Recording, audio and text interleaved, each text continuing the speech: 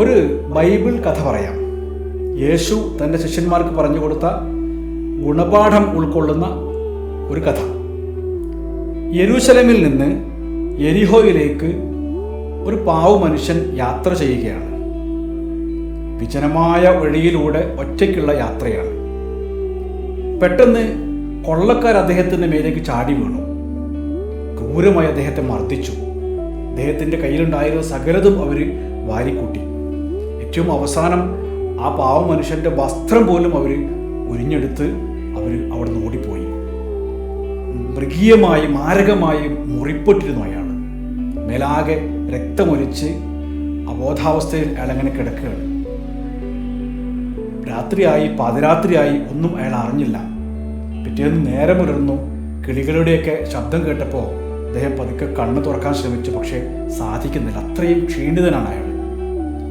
അപ്പോഴാണ് ആ വഴി ഒരു പുരോഹിതൻ നടന്നു വരുന്നത്. പുരോഹിതൻ ഈ മനുഷ്യരൂപം കണ്ടു. ചോരയിൽ കുളിച്ചു കിടക്കുന്ന ആ മനുഷ്യരൂപം കണ്ടപ്പോൾ പുരോഹിതൻ ഒന്ന് ഞെട്ടിപ്പോയി. അദ്ദേഹം ചുറ്റും നോക്കി. ഇല്ല, വേറെ ആരുമില്ല. അദ്ദേഹം ഇങ്ങനെ നോക്കിയപ്പോൾ ജീവനുണ്ട് എന്ന് മനസ്സിലായി. പള്ളിയിലെ ഒരു കാര്യത്തിന് വേണ്ടി ഇറങ്ങിയതാ. സമയം തെറ്റിപ്പോയാൽ ആ കാര്യം നടക്കാതെ വരും. പുരോഹിതന് ആ മനുഷ്യനെ അവിടെ ഉപേക്ഷിച്ച് പോയി. വളരെ താഴ്ന്ന ശബ്ദത്തിൽ അയാൾ വെള്ളം വെള്ളം എന്നിങ്ങനെ ചോദിക്കുന്നുണ്ടായിരുന്നു. അത് പുരോഹിതൻ കേട്ടിട്ടും കേട്ടില്ല എന്ന ഭാവത്തിലാണ് നടന്നു പോയത്. കുറേ കഴിഞ്ഞപ്പോഴാണ് വേറൊരു മനുഷ്യൻ അതുവഴി നടന്നു വരുന്നത്. അയാളും കണ്ടു ഇങ്ങനെ ഒരു മനുഷ്യന് ചോരയിൽ കുളിച്ച് കിടക്കുന്നത്. പക്ഷെ അദ്ദേഹവും ആലോചിച്ചത്, ഞാൻ ഇയാളെ രക്ഷിക്കാൻ എന്നാൽ അതിൽ കുരിശാവൂലേ? ഇയാൾ മരിച്ചത് എൻ്റെ കൈ കൊണ്ടാണ്, ഞാൻ ഇയാളെ കൊന്നതാണ് എന്നൊക്കെ ആരെങ്കിലും ബാധിച്ചാലോ? മറുത്തു പറയാൻ എൻ്റെ കൂടെ ആരുമില്ല. അയാളും അവിടെ നിന്ന് ആ പാവ മനുഷ്യനെ ഉപേക്ഷിച്ച് നടന്നുപോയി. അപ്പോഴാണ് ശമര്യക്കാരനായ വേറൊരു യാത്രക്കാരൻ അതുവഴി വരുന്നത്. അദ്ദേഹം ഈ കാഴ്ച കണ്ടു. അദ്ദേഹം കണ്ട പാടെ തന്നെ അദ്ദേഹത്തിൻ്റെ കുതിരപ്പുറത്ത് നിന്ന് ചാടി ഇറങ്ങിയിട്ട് ഓടി വന്ന് ഈ മനുഷ്യനെ ശുശ്രൂഷിച്ചു. അദ്ദേഹത്തെ വിളിച്ചുണർത്താൻ ശ്രമിച്ചു. അദ്ദേഹം പാതി തുറന്ന കണ്ണിൽ വെള്ളം ചോദിക്കുന്നുണ്ട്.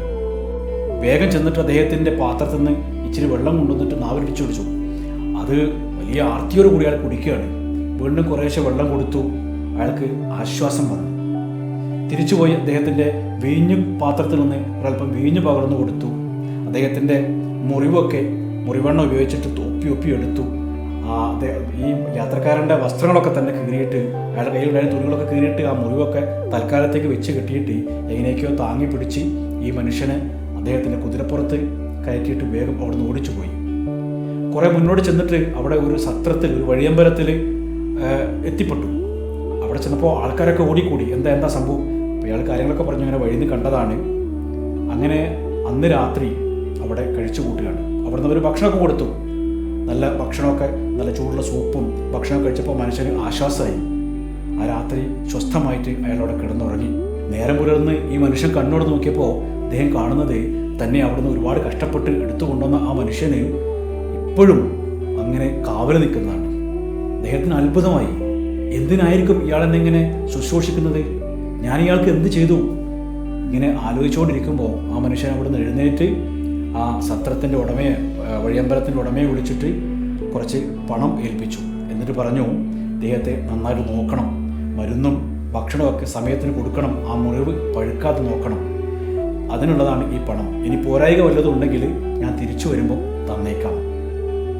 ഇതൊക്കെ കേട്ട ആ മനുഷ്യന് പൊട്ടിക്കരഞ്ഞുപോയി. ആ കൊള്ളക്കാർ ആകെ ബാക്കിയാക്കിയത് എൻ്റെ ഹൃദയം മാത്രമാണല്ലോ. ആ ഹൃദയം മിടിക്കുന്നത് ഈ മനുഷ്യന് വേണ്ടിയല്ലേ എന്നോർത്ത് അയാൾ പൊട്ടി കരഞ്ഞുപോയി. ഈ കഥ പറഞ്ഞിട്ട് യേശു തൻ്റെ ശിഷ്യന്മാരോട് ചോദിച്ചു, അപകടത്തിൽപ്പെട്ട ഈ മനുഷ്യന് അവിടുന്ന് രക്ഷപ്പെട്ട് അയാളെ വീട്ടിലെത്തിക്കഴിഞ്ഞാൽ ആദ്യം ഓർക്കുന്നത് ആരെയായിരിക്കും? ഏറ്റവും അധികം സ്നേഹത്തോടു കൂടി എല്ലാ കാലവും അയാൾ ഓർക്കുക ആരെയായിരിക്കും? ശിഷ്യന്മാർ ഒരു സംശയമില്ലാതെ പറഞ്ഞു, ആ ശമര്യക്കാരനെ, അയാളെ പരിചരിച്ച, അയാൾക്ക് ജീവിതം തിരിച്ചു കൊടുത്ത ആ ശമര്യക്കാരനെ ഓർക്കും. യേശു പറഞ്ഞു, നിങ്ങളും തിരിച്ചു പോവുക, നല്ല ശമര്യക്കാരനായിട്ട് നന്മ ചെയ്ത് ജീവിക്കുക.